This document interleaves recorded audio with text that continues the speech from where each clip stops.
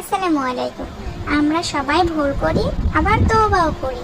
সেজন্য আল্লাহ তাআলা আমাদের জন্য তওবার দরজা সবসময় খোলা রেখেছেন। অনেকে ভাবেন আমি বারবার তওবা করছি, তাহলে কি আমার তওবা কবুল হবে? আজকে আমরা জানব আন্তরিকভাবে তওবা করলে কি কি উপকার হয়। তওবা করলে আল্লাহর ক্ষমা পাওয়ার আশা বাড়ে। আল্লাহ অত্যন্ত ক্ষমাশীল। বান্দা যখনই তার কাছে ফিরে আসে তখনই তিনি তাকে ক্ষমা করতে ভালোবাসেন। হৃদয় পবিত্র হয়। গুনাহ মানুষের অন্তরে নোংরা প্রভাব ফেলে।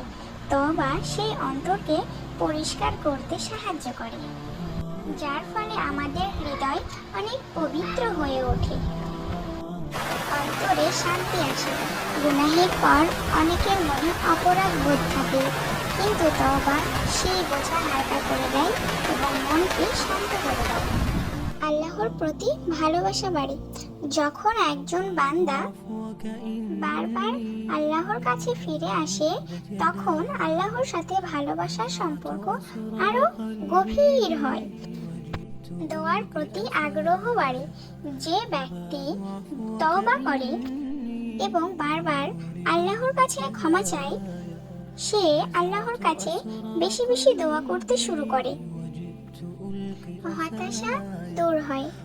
শয়তান চায় যে মানুষ ভাবুক তার আর কোনো ক্ষমা নেই, সে অনেক বড় পাপী, এই সব ভাবিয়ে তাকে হতাশা করে তোলে।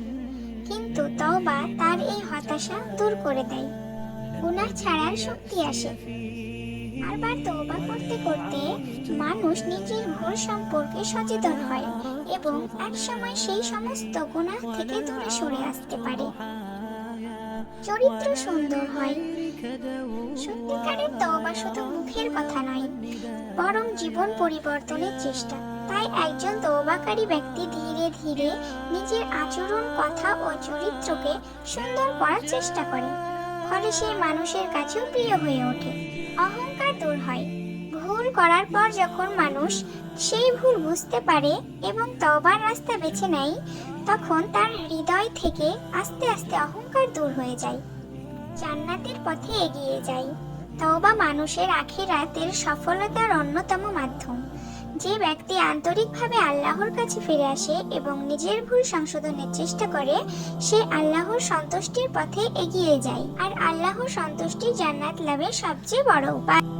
সুপ্রিয় ভাই ও বোনেরা, আজকের আলোচনা থেকে আমরা বুঝতে পারলাম যে আমরা মানুষ হিসেবে আমরা ভুল করতেই পারি, কিন্তু সবচেয়ে গুরুত্বপূর্ণ বিষয় হলো ভুল করার পর আমরা কি করি। আমরা কি হতাশা হয়ে যাই, নাকি আল্লাহর দরজায় ফিরে যাই? কখনো শয়তানের এই ধোঁকায় পড়বেন না যে তোমার গুনাহ এত বেশি যে আল্লাহ তোমাকে ক্ষমা করবেন না। আল্লাহর রহমত সব গুনাহের চেয়েও বড়। তাই যতবার ভুল হবে ততবার আন্তরিকভাবে তওবা করুন, নিজের ভুলের জন্য অনুতপ্ত হন এবং সেই গুনাহ থেকে দূরে থাকার চেষ্টা করুন। আসসালামু আলাইকুম।